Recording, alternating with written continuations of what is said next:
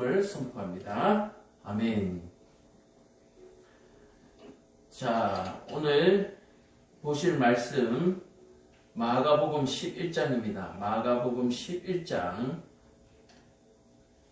1절에서 14절까지 우리가 보도록 하겠습니다. 마가복음 11장 1절에서 14절까지 가운데 12절에서 14절까지 있고 12절에서 14절까지 있고 우리가 한 절씩 말씀을 살펴보도록 하겠습니다. 제가 읽습니다. 여러분들 눈으로 따라오시기를 바랍니다.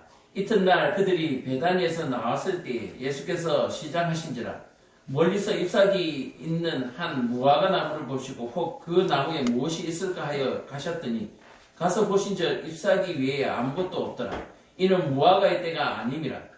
예수께서 나무에게 말씀하여 이르시되 이제부터 영원토록 사람이 내게서 열매를 따먹지 못하리라 하시니 제자들이 이를 듣더라. 아멘. 자, 광고 말씀드립니다. 독감이 조금씩 슬슬 유행하는 것 같아요. 지금 초등학교 같은 경우에 우리 주일학교 학생들도 오늘 감기에 걸려서 두 명이 동생이 옮기고 형이 옮았다 그러는데 얘들의 진실을 알 수가 없어요. 형이 옮기고 동생이 옮았는지 알 수는 없습니다. 어쨌든 둘 다 감기에 걸려서 참석하지 못했는데 얘들뿐만 아니고요. 요즘 초등학교에 독감이 돌고 있고 또 독감 백신을 맞고 나서도 하루 이틀 정도 몸이 안 좋은가 봐요. 그래서 학원이나 이런 그릇들을 쉬는 학생들이 속출하고 있습니다. 그래서 여러분들 환절기 아니죠. 이제 날씨가 추워졌는데 몸 관리, 건강 관리 잘 하시고 따뜻한 거 많이 드시고 손발 깨끗이 개인 위생 마스크 잘 착용하시고 그렇게 생활하시기를 부탁드립니다. 우리가 이제 코로나 때문에 이 독감이나 감기에 대한 부분도 굉장히 이제 민감해진 것 같아요. 그동안 뭐 감기 걸리면 대수롭지 않게 그냥 예배에 참여하기도 하고 또 학원에 나가기도 하고 뭐 이렇게 했는데 요즘은요 감기에 걸리면 학원도 쉬고 그러더라고요. 어떻게 보면 참 잘 된 것 같아요. 좋은 것 같아요. 아시다시피 매년 독감으로 사망하는 환자들이 우리가 뭐 모르지만 지금 코로나 숫자보다 더 많다고 그렇게 나와 있거든요. 그러니까 우리가 그동안에 너무 대수롭지 않게 여겼던 타인에 대한 배려 그런 부분들이 이 코로나 바이러스 때문에 다시 회복되지 않았나. 그래서 이 코로나 바이러스가 우리에게 준 유익 중에 하나는 바로 이것인 것 같아요. 내 개인의 건강 상태와 위생이 다른 사람들에게 위협이 될 수 있겠구나 하는 그런 부분들은 굉장히 유익을 준 것 같고요. 그 다음에 요즘 워낙 음식이나 이런 것들이 다 소독되고 청결하게 나오니까 개인의 위생에 대해서는 별로 신경 쓰지 않냐고 그렇게 또 식당이나 이런 데 드나들었었는데 그런 부분들도 개인에게서 옮겨졌다라고 하는 그런 부분들, 그렇죠? 식당에서는 조리사에게서부터 음식으로 옮겨졌고 또 식당을 방문한 손님들의 몸을 통해서 손을 통해서 식당을 감염시키고 하는 이런 일들이 있다. 그러니까 결국은 공공을 위협하는 것은 개인이다라고 하는 부분들을 또 한번 느끼는 것 같아요. 그래서 한 나라의 지도자가 잘못 세워지면 그 나라가 무너지는 것처럼 공공의 적이라 그러죠. 우리 모두가 공공의 가해자가 되지 않도록 우리가 그렇게 조심하고 배려하고 그렇게 살았으면 좋겠습니다. 그것이 타인에 대한 또 사람에 대한 환경에 대한 사랑의 마음이 아닌가. 하나님을 사랑하는 마음이 이런 마음이 아닌가. 또 하나님이 우리를 사랑하시는 마음이 그게 아닌가.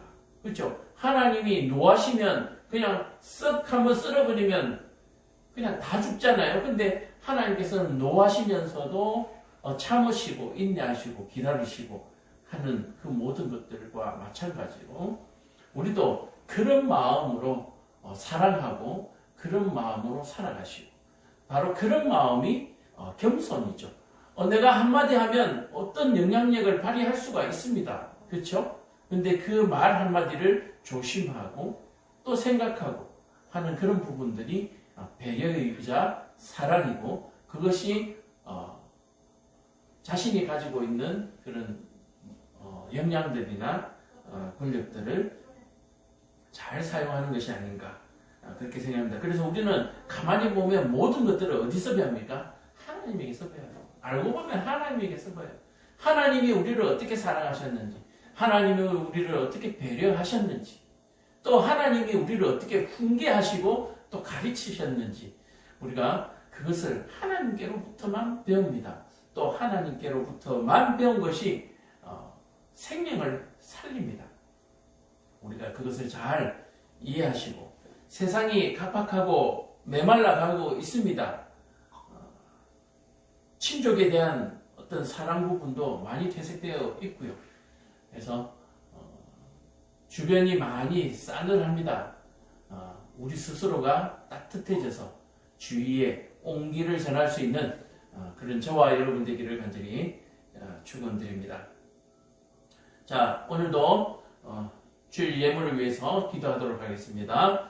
사랑과 은혜가 충만하신 아버지 하나님, 거룩한 주일 하나님께 받은 은혜가 감사하고 교회를 사랑하고 또 하나님을 사랑하는 마음으로 하나님 앞에 귀한 예물을 드립니다. 이 예물을 하나님께서 받으시고 참으로 그 기쁘신 마음을 은혜와 사랑으로 다시 갚아주시고 또 부어주시옵소서.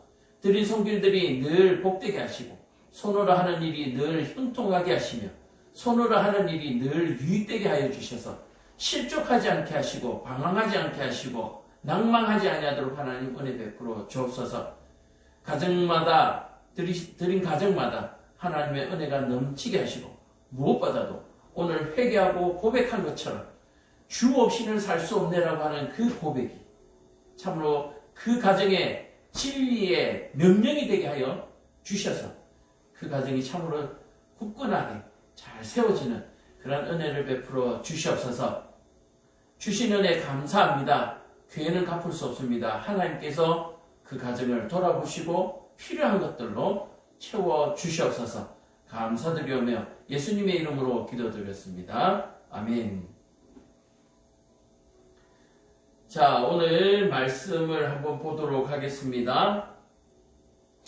마가복음 11장 1절에서 14절의 말씀. 오늘 말씀에 전할 제목은 구원과 심판의 예수. 자, 예수가 누구인가? 구원자시라는 얘기죠. 또 예수가 누구입니까? 심판자라고 얘기하는 것이죠.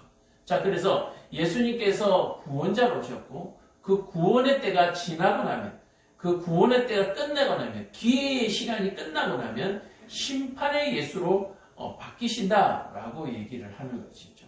그래서 오늘 이 말씀 속에서 참으로 예수님이 구원자이시며 참으로 예수님이 심판자라는 것을 우리가 깨닫고 이 예수님께서 우리에게 주시는 시간과 또 가르침을 우리가 잘 활용할 수 있는, 또 기회를 살릴 수 있는 저와 여러분 되기를 간절히 축원합니다.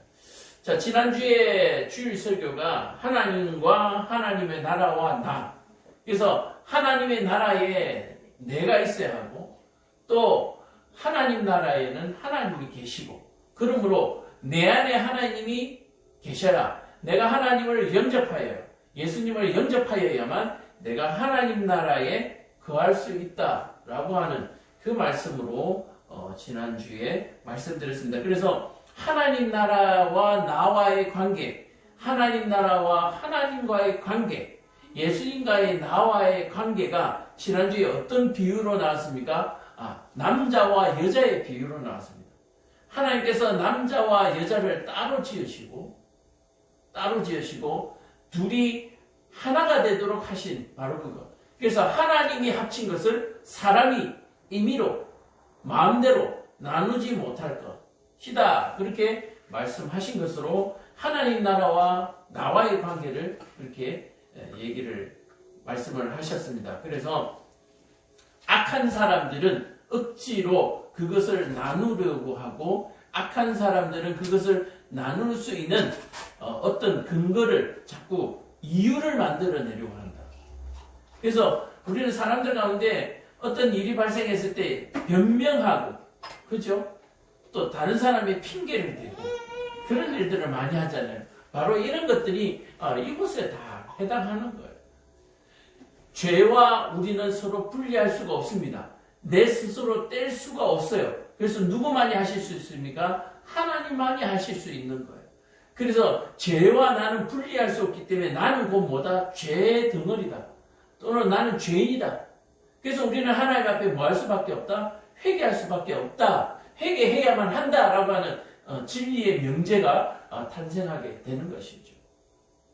그래서 오늘 말씀을 통해서도 이러한 관계, 또 하나님과 나와의 관계 속에서 내가 어떻게 자리하고 중심을 잡아야 하는가 하는 부분들을 우리가 깨닫고 그렇게 사시기를 간절히 부탁드립니다.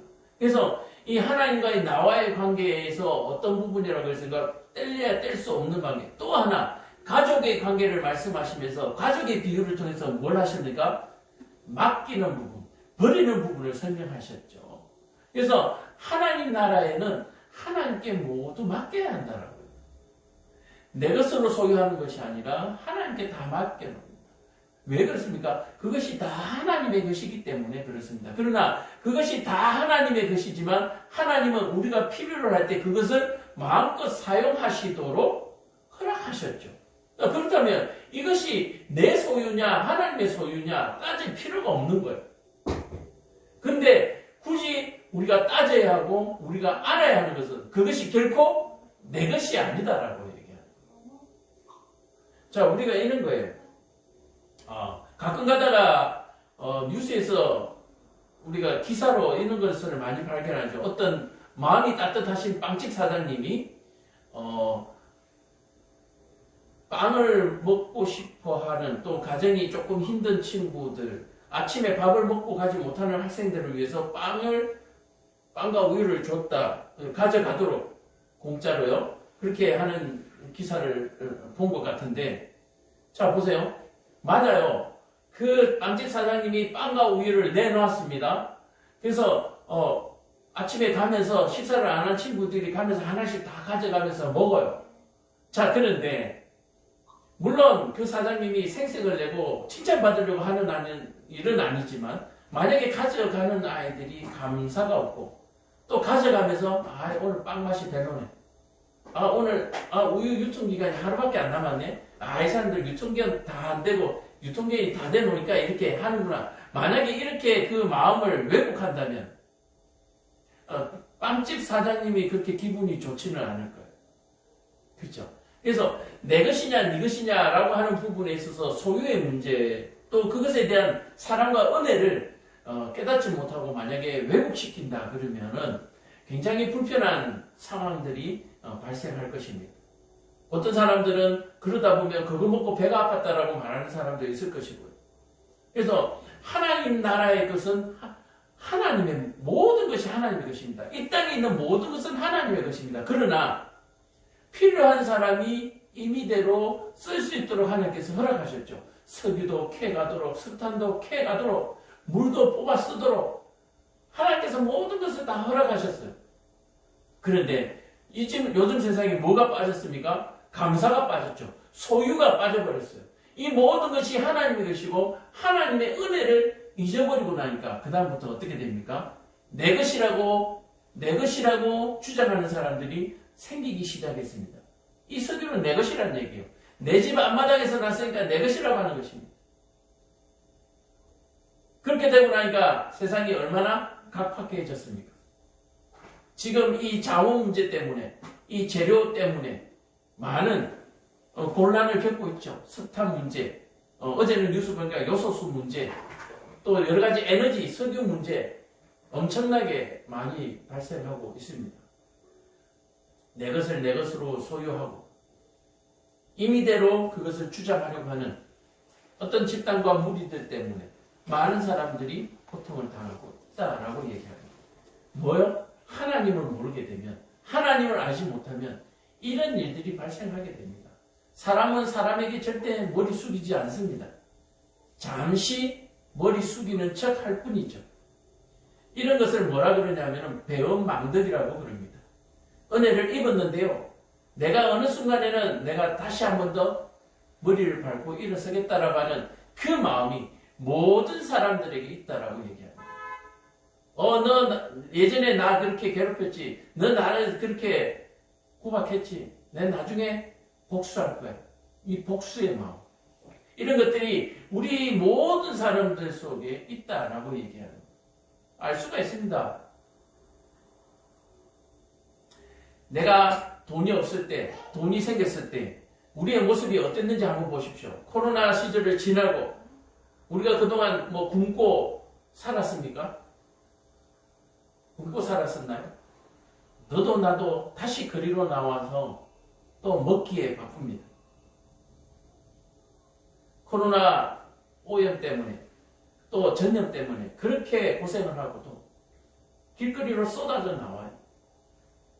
이것이 사람입니다. 그래서 사람에게 기대하지 마시고 사람을 믿지 마시고 하나님이 말씀하시는 그 말씀의 명령에 복종하시고 순종하시는 바로 그 길만이 우리의 행복이 보장되고 나의 행복이 보장되며 하나님 나라에 우리가 거할 수 있는 그런 자격이 된다라고 얘기를 하는 거예요.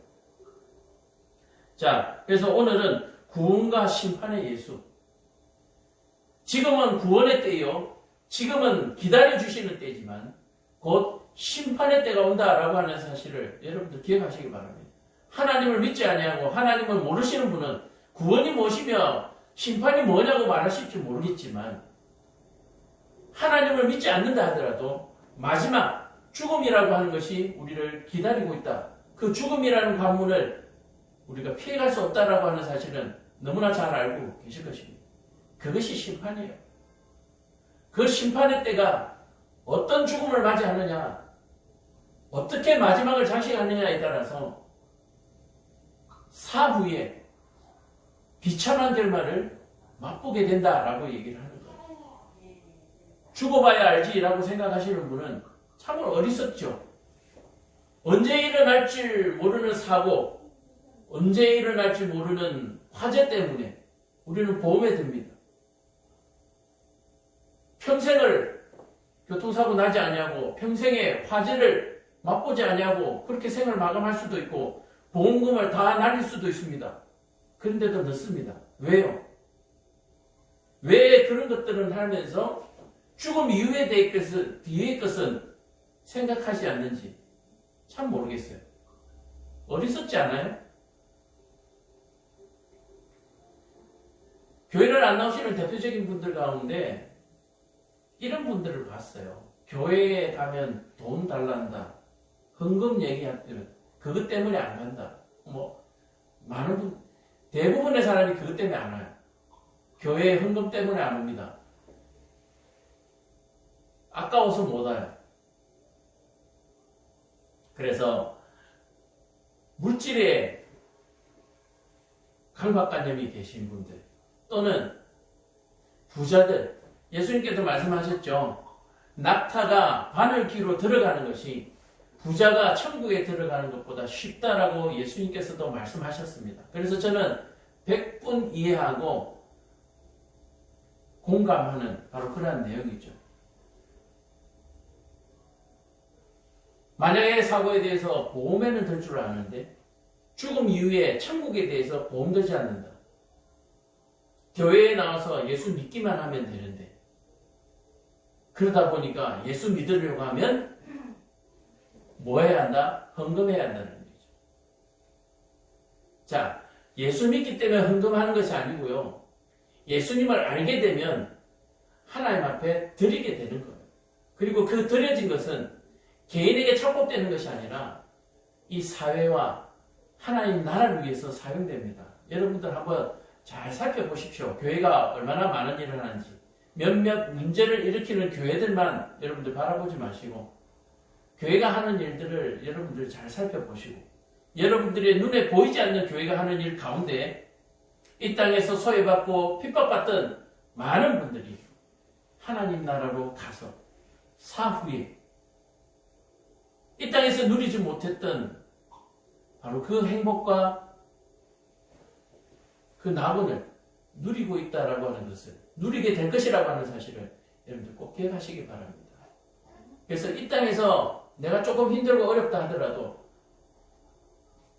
낙심하지 마시고 소망을 가지십시오. 하나님 나라에 곧 우리는 가게 됩니다. 하나님 나라에 가면 질병도 없고 아픔도 없고 고통도 없고 미움도 없고 다툼도 없으며 시기도 없고 질투도 없으며 모두가 행복한 나라에 살게 됩니다. 그러나 어리석은 사람들은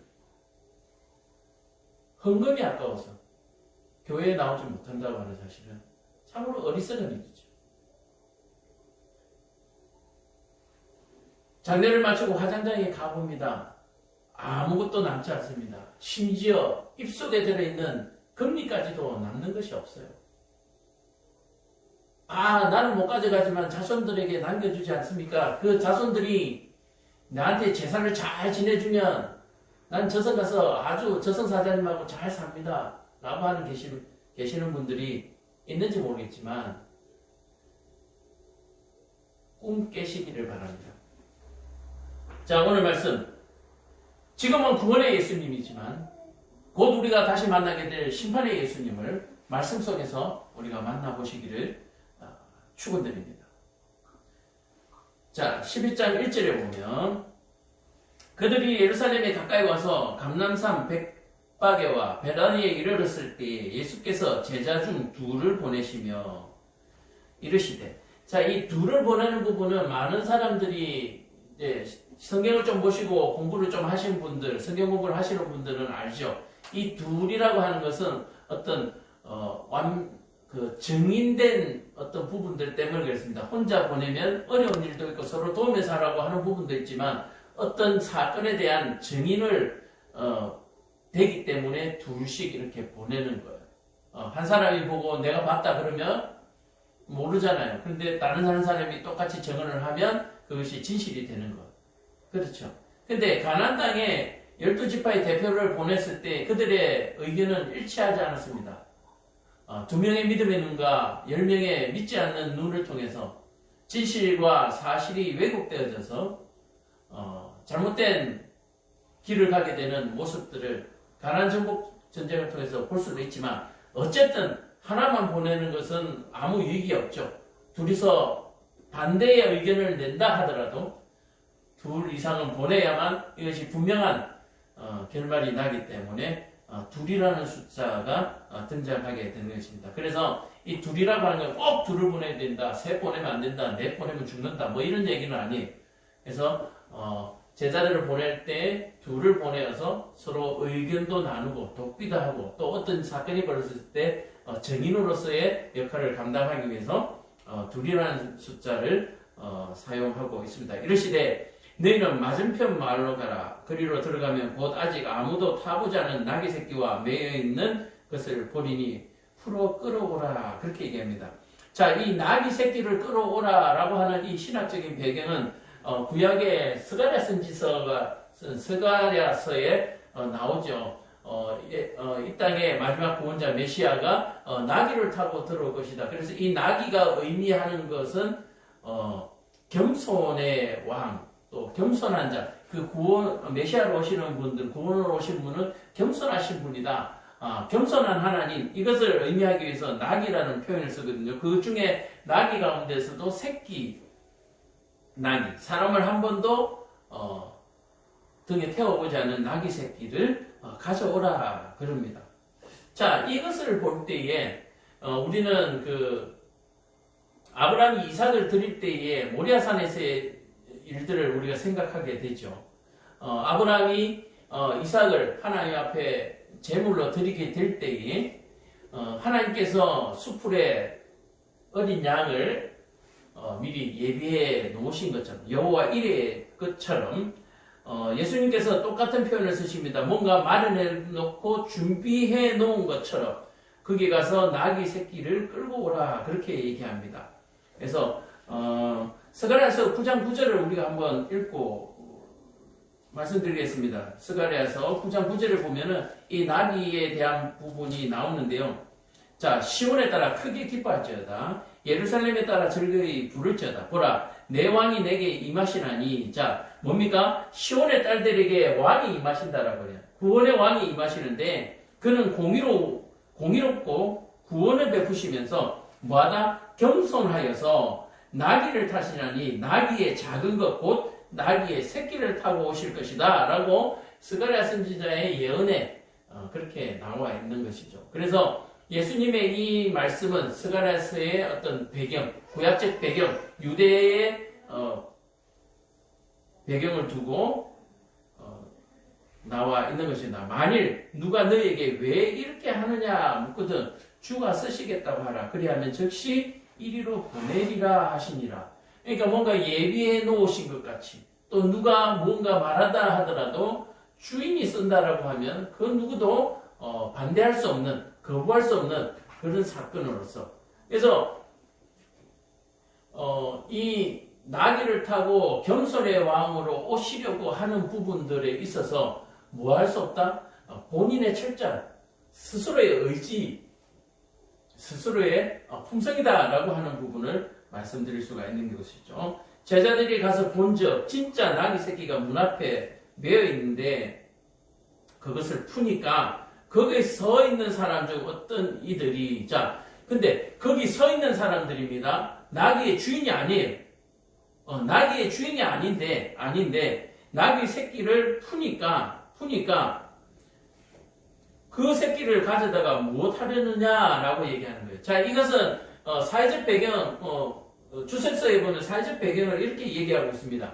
보통 어른들은 나귀가 어른 나귀를 보통 타거든요, 사람들이. 그런데 다 큰 어른들이, 예수의 제자들이 와가지고 나귀 새끼를 끌고 가니까 그 타지도 못할 것을 왜 끌고 가느냐, 뭐 이런 얘기죠. 타지도 못할 것은 아니지만 그 새끼는 뭐 아무도 타지 않는 것인데 왜 끌고 가느냐? 주인은 아니에요, 그죠? 거기 서 있던 사람 중에. 그래서 새끼를 끌고 가니까 보통 나귀는 어른 나귀를 타는데 새끼 나귀를 끌고 가는 거예요. 저거를 왜 끌고 가지? 저걸 타려고 하나? 뭐 이런 의심이 생긴 것 같아요. 그래서 거기 서 있는 사람 중에 물으니까 제자들이 예수님께서 가르쳐 주신 대로 주인이 탄다 그렇게 얘기를 한 거예요. 그랬더니 그 사람들이 허락하는지라 아무 말도 하지 않더라 그렇게 얘기해요. 그래서 자, 여기서 허락했다라고 하면 주인인 것 같기도 하고 그러나 명확한 것은 알 수가 없죠. 그래서 제자들 입장에서는 주인이 누군지 모르니까 거기 서 있는 사람 중에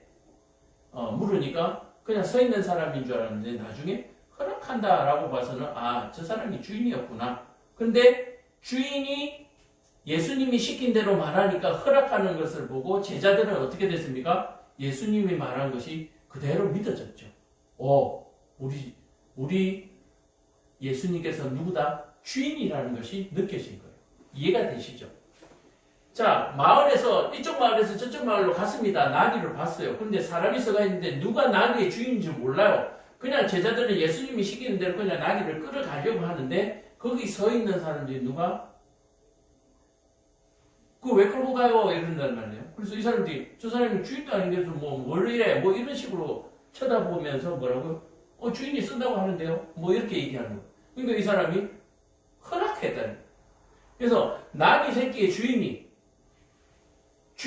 나귀 새끼의 주인이 제자들이 말한 주인이 쓴다고 하니까 허락을 했다. 그래서 주인보다 더 위의 주인이신 예수님을 이들이 만나게 되는 거죠. 깨닫게 되는 거죠. 그런 그림이 되는 겁니다. 우리 독자들도, 우리도 성경에 있는 우리도 바로 그렇게 되는 거죠. 나귀 새끼의 주인이 허락했다.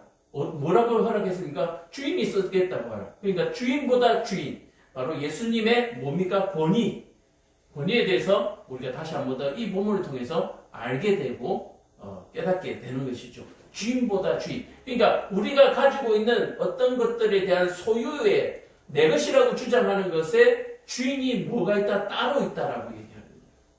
내가 가지고 있는 재물, 내가 가지고 있으니까 내 재물이지만 이 재물의 주인 위에 주인이 또 있다라고 얘기하는 거예요. 그 주인이 예수님이다 라고 얘기를 하는 거예요. 이해가 되세요?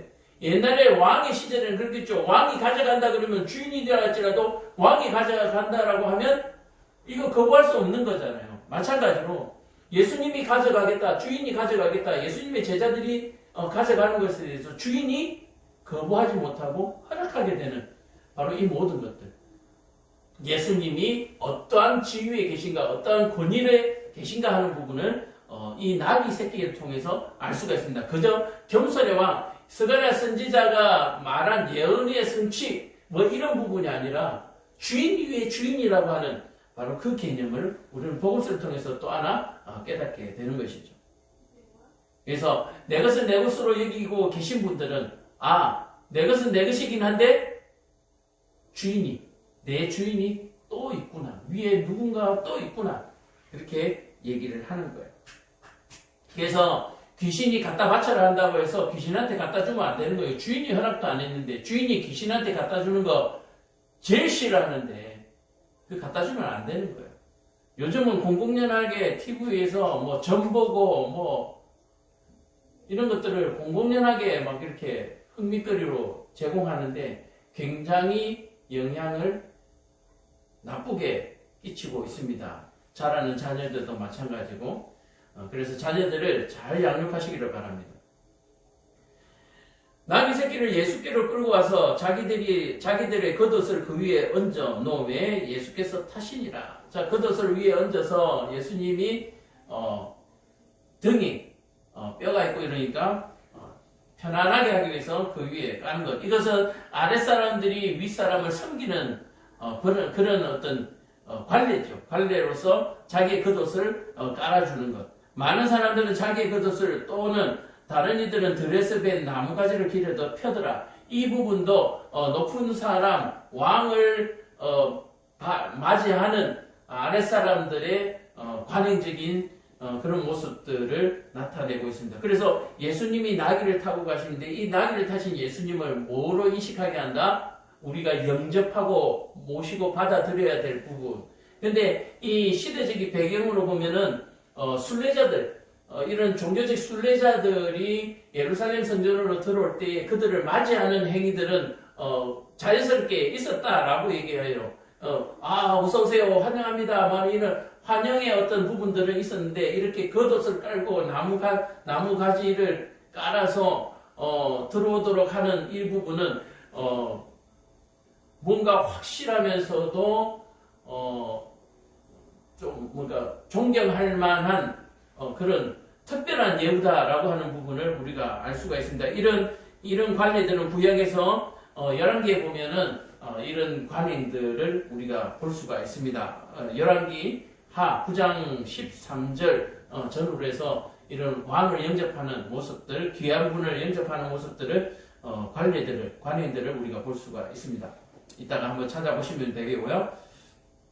앞에서 가고 뒤에서 따르는 자들이 소리 지르되 호산나 찬송하려다 주의 이름으로 오시는 이여. 자, 이거는 우리가 그 사극을 보면 가마꾼들 앞에 뒤에 막 외치면서 가죠. 쉬 하면서 물러거려 하면서 나오잖아요. 바로 그런 모습들인 것 같아요. 그래서 호산나 찬송하리로다 라고 해요. 호산나는 구원하시옵소서. 자, 구원하소서.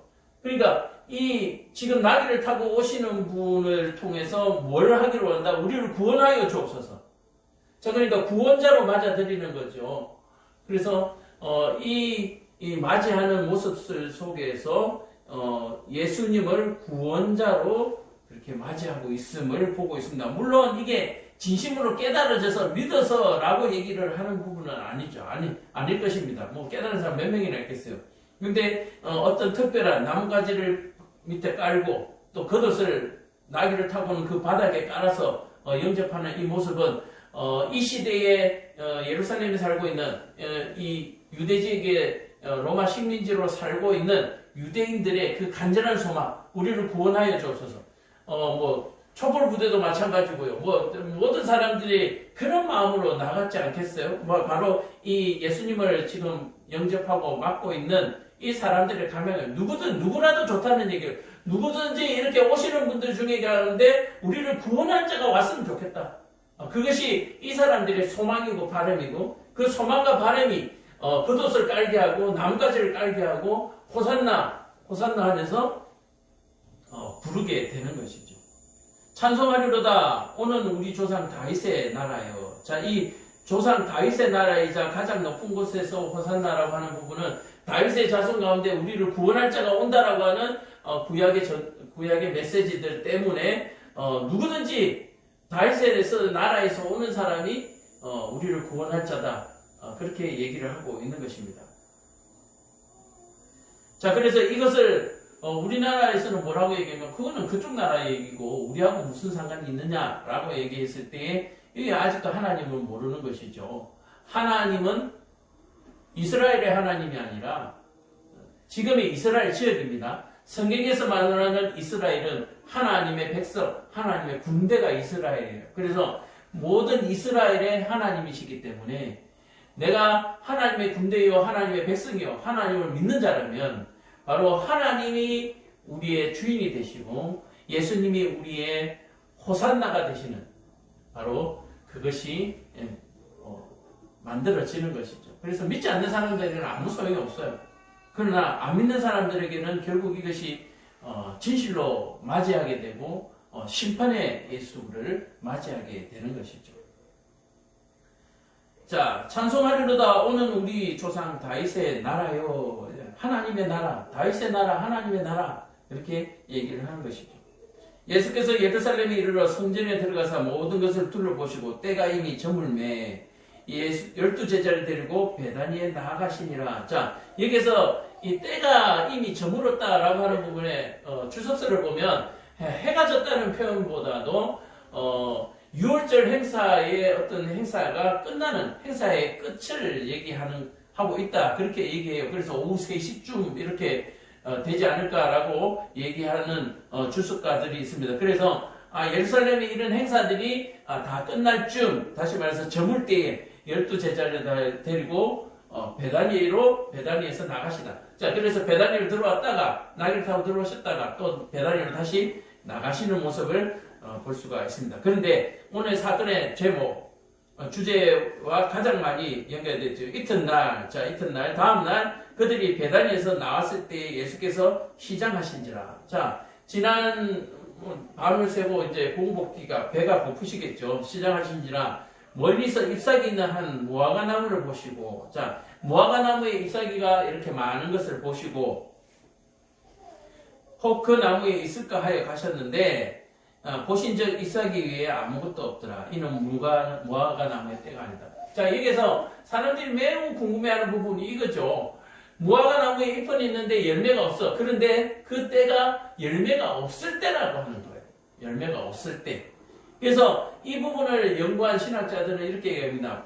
이 무화과 나무의 잎이 무성한 것은 열매를 맺기 위한 모든 준비가 마련된, 그래서 열매를 맺지 않으면 이상한 나무다라고 여기지는 바로 그 상태를 얘기해요. 그래서 우리가 먹구름이 끄면 비가 올 것을 예견하는 것처럼 무화과 나무의 잎이 무성하고 파랗게 나면 열매가 많이 날 나무야, 좋은 나무야 라고 생각한다는 거예요. 자, 그래서 그 가면은 무화과 때는 아니지만 그래도 이런 무화과 나무, 그러니까 때는 아니지만 그 때 이르게 나는 무화과 나무가 열매가 있을 것으로 예상을 하고 갔는데 거기에 뭐가 없다? 무화과 열매가 하나도 없는 거예요. 그러니까 델나무는 뜬잎부터 하는데 뜬잎은 있는데 뭐가 없다고요? 열매가 없는 거예요. 이게 이상한 거예요. 델나무는 뜬잎부터 한다. 뜬잎이 파랗다면 열매가 잘 나야 되는데 뭐요? 열매가 없어요. 이거는 뭐요? 몹쓸나무죠. 몹쓸나무. 아예 이파리도 없고 다 죽어가는 나무 같으면 사람이 기대를 안 하잖아요. 자, 이것은 바로 이스라엘, 이 유대 지역에 살고 있는, 예루살렘에 살고 있는 바리새인들과 서기관부터 시작해서 이 부패한 이스라엘을 지금 얘기하는 바로 그것. 이름은 이스라엘인데 그 안에 구원의 열매가 없는 상태를 얘기하는 거예요. 예수께서 나무에게 말씀하여 이르시되 이제부터 영원토록 사람이 내게서 열매를 따지 못할지라. 자, 뭐예요? 부패한 이스라엘에게서 진짜 참 이스라엘이 나올 수가 없다는 얘기예요. 자, 그래서 거짓 목사에게서 올바로 가르침을 받는 성도가 나올 수가 없다. 그래서 이단 교회에 가서 나름대로 잘 믿으면 되지 않느냐, 잘못 가르치더라도 내가 잘 깨달으면 되지 않느냐라고 하는 부분이 절대로 뭐하다? 불가능하다라고 얘기합니다. 그래서 건전한 교회에 옳은 건전한 신학을 가지고 건전한 성경 해석을 가지고 있는 정통 교회에 가야만 구원을 이룰 수가 있다라고 얘기하는 부분을 바로 얘기입니다. 그래서 이제부터 영원토록 사람이 내게서 열매를 따먹지 못하리라 하시니 제자들이 이를 듣더라. 자, 여기까지가 오늘 말씀인데요. 자, 여기에서 내가 오늘 따먹지 못하리라. 이것은 뭡니까? 나무에 대한 심판이고 저주를 얘기하는 것이죠. 그래서 예수님은 오늘 나귀를 타고 들어오시는 구원의 모습과 무화과 나무에게 심판을 내리는 저주하는 심판의 모습 두 가지를 이제 보여주고 계시다라고 얘기하는 거예요. 그래서 예수님의 오늘 이 본문을 통해서는 예수님은 구원이시자 심판의 예수님이다. 자, 그동안에 질병을 고치기도 하고 죽은 자를 살리기도 하고 많은 사람들을 구원해내고 또 오병이어와 칠병이어의 기적을 통해서 굶주린 자를 먹이기도 하고 예수님이 가지고 있는 모든 하나님의 속성을 보여주면서 그 하나님의 속성이 결국 그런 하나님이 무엇을 우리에게 하시려고 하는가? 바로 구원과 심판을 하시려고 하고 있다. 그래서 믿는 자들에게는 열매가 있는 자들에게는 구원을 줄 것이지만 열매가 없는 자들에게는 심판할 것이라고 하는 예수님의 본질적인 사역, 그 사명에 대해서 우리가 오늘 본문을 통해서 보고 있는 것입니다. 그래서 우리는 어떤 예수님을 믿습니까? 구원의 예수님을 믿고 또한 심판의 예수님을 믿습니다. 구원만 있고 심판이 없는 예수님을 믿는다고 하는 것은 그건 거짓말이에요. 심판이 없는데 뭐 굳이 구원을 받으려고 애쓰겠어요. 구원을 받으려고 하는 이유는 심판이 있기 때문에 구원을 받으려고 하는 거예요. 그래서 구원의 예수님과 심판의 예수님을 뭐 할 수 없다, 뗄래야 뗄 수 없고 나눌 수 없다. 나는 구원의 예수님만 믿는다. 내가 아는 예수님은 심판의 예수님은 아니다. 아니요. 내가 구원받은 백성이기 때문에 심판에서 제외되는 것이지 예수님이 심판을 안 하시는 건 아니다. 라고 얘기를 하는 거예요. 그래서 하나님을 너무 좋은 분으로만 생각하지 마십시오. 하나님은 죄를 경멸하십니다. 그래서 우리 안에 모든 죄를 경멸하여서 우리 안에 죄를 깨끗하게 거룩하게 하지 않으면 하나님의 뭐를 받게 된다? 돌격, 심판을 받게 된다라고 하는 사실을 여러분들 꼭 깨달으시고 마냥 용서하시는 하나님 그렇게 생각하지 마십시오. 하나님을 두려워하시기를 바랍니다. 기도하겠습니다. 사랑과 은혜가 충만하신 아버지 하나님, 우리는 늘 좋으신 하나님만을 생각하지만 실상은 하나님은 심판이 죄를 가진 사람들이 있다는 것을 우리로 알게 하셔서 우리 안에서 참으로 죄의 털이라도 죄의 한 점이라도 다 하나님 앞에 회개해낼 수 있는 은혜를 깨달음을 허락하여 주시옵소서. 예수님 이름 받들어 기도합니다. 아멘.